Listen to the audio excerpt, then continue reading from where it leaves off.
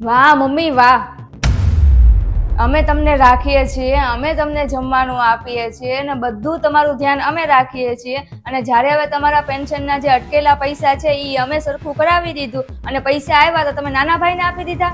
હા, પણ મનીષા, એ અટકેલા પૈસામાંથી ખાલી 90,000 જ આવ્યા છે હજી. અને ગયા અઠવાડિયે આવ્યો તો ને નાનો દીકરો, તો એ બિચારો કહેતો હતો કે મમ્મી મારી આગળ બહુ પૈસા નથી ને મારે ખાસ જરૂર છે, એટલા માટે મેં એને આપી દીધા છે.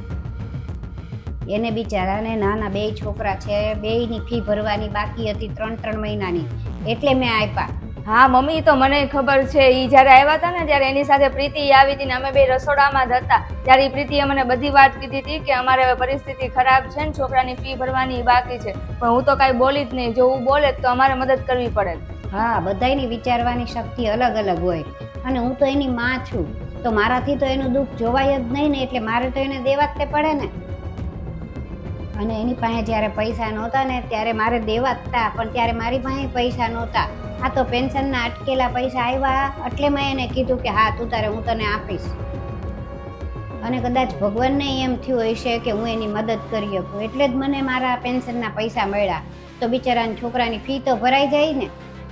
અને અમારા ડિપાર્ટમેન્ટવાળાએ કીધું જ છે કે બીજા જે અટકેલા પૈસા છે ને 2-3 મહિનામાં આવી જ જશે, અને આવી જાય ને એટલે આપણે ઉપર એક રૂમ બનાવી નાખશું. હવે મમ્મી તમે રૂમ કરાવો કે ન કરાવો, હવે તમારા ઉપર વિશ્વાસ નથી. અને ભાવિન, હવે આપણે આપણા જ પૈસા આપણે ઉપર રૂમ કરાવી નાખશું. મમ્મીનો શું ભરોસો? કાલ સવારે નાના ભાઈ આવ્યા, એનું દુઃખ સંભળાવવા લાગ્યા તો મમ્મી તો પાછા એને પૈસા આપી દેશે. આપણે તો એમનેમ જ રહી જશું. આના કરતાં તો મારા મમ્મી પપ્પાનું સારું છે કે એના પેન્શનના પૈસા જે એને છોકરો સાચવે છે, જે એને રાખે છે ને સેવા કરે છે ને એને જ આપે છે. ને એમ જ હોય ને, જે વ્યક્તિ એને સાચવતું હોય એને જ પૈસા મળવા જોઈએ ને. સારું, કાંઈ વાંધો નહીં, હવેથી હું ધ્યાન રાખીશ.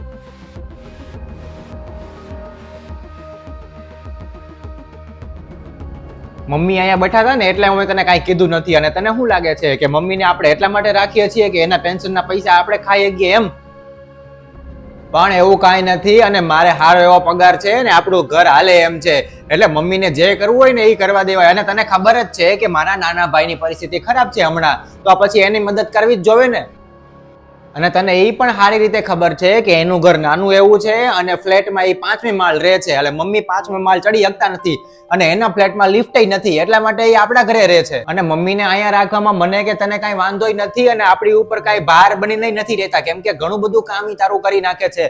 છોકરાઓને સ્કૂલે લેવા મૂકવા જવાનું, વચ્ચેથી શાકભાજી લેતા આવવાનું, નાનું મોટું બીજું દૂધ ને એવું બધું લેતા આવવાનું, અને કેટલું બીજું નાનું મોટું ઘરનું કામ કરી નાખે છે.